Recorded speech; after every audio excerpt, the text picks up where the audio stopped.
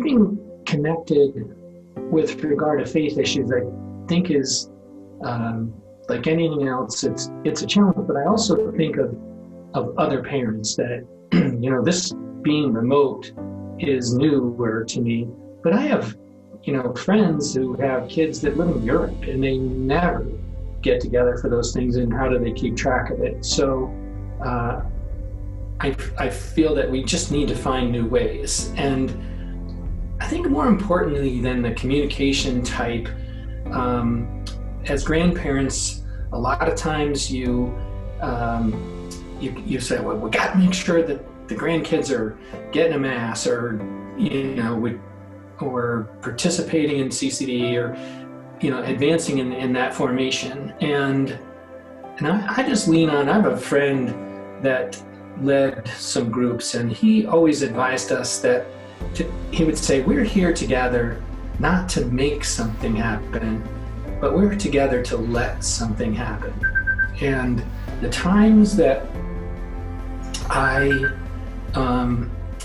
let things happen are when it's really better. That, when I was going, gosh, you guys getting the kids baptized, going to mass, that's not so comfortable. And I realized that that's not my role, that I can observe and celebrate when they do. And I find when I relax that I do find that. And you find it through the incidental comments that, hey, Charlotte learned this. Or I remember being so moved when I was at dinner at my daughter's, and my granddaughter was probably only 4, maybe 3.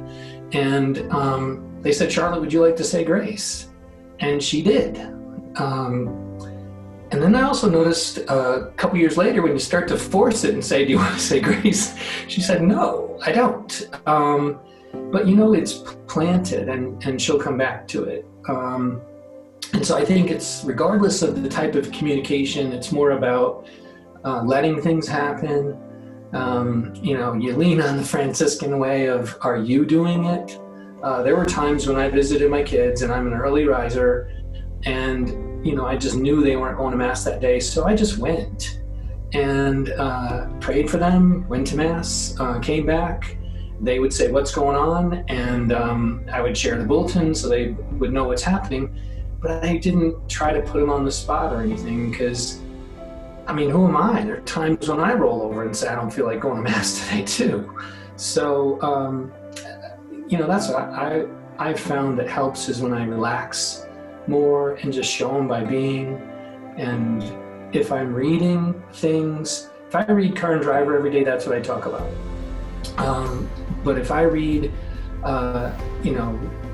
something by Merton, or if I'm reading right now, I've been struggling with Teresa and the interior castles and all that, but it does leak into your language, and you can talk about those things, and when you do, it just is really beautiful. And I have, one example, I think, where it's letting something happen, it lets them lead us. Quite a long time ago, a little bit of a rough patch, I'd asked my daughters to engage in a novena with me, as talking to my parish priest, and what can I do? And he said, just pray a little novena. And so we did, and the kids were willing to do it, and I was so uninformed, because I thought, like, well, I need to explain this to them. They probably don't know what a novena is, and they're going like, of course. Emily said, yeah, I could do another one. I'm doing one right now. And you're like, okay. But the moving thing was, years later, we had done the same series of novenas, and to get a call from Megan and say, wasn't today's just right on spot? And I went, wow, she's still doing it. Without me, riding her on anything. And I don't know, for me, it's more the how than the method, because people will tell you can't make intimate connections in Zoom, and I think you can. I think you can use a phone. I think you can write letters. People love to get, stuff in the mail these days. So I don't know, maybe that's helpful.